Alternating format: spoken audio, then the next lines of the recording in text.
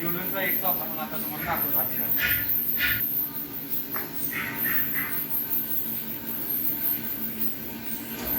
आता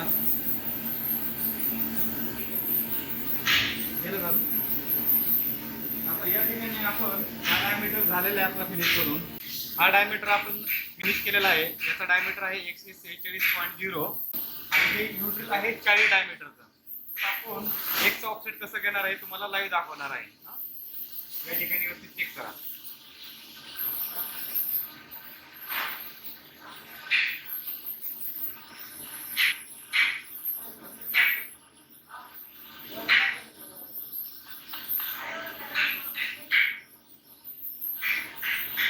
या ठिकाणी टूल आपल्याला त्या डायमीटर वरती टच करायचं आहे.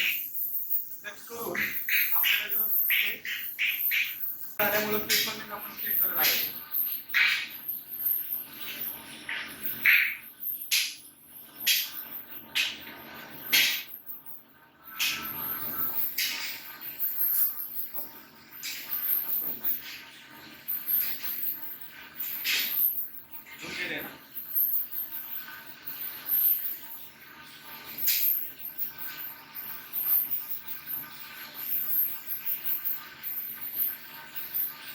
या ठिकाणी पेपर पकडला गेलेला आहे.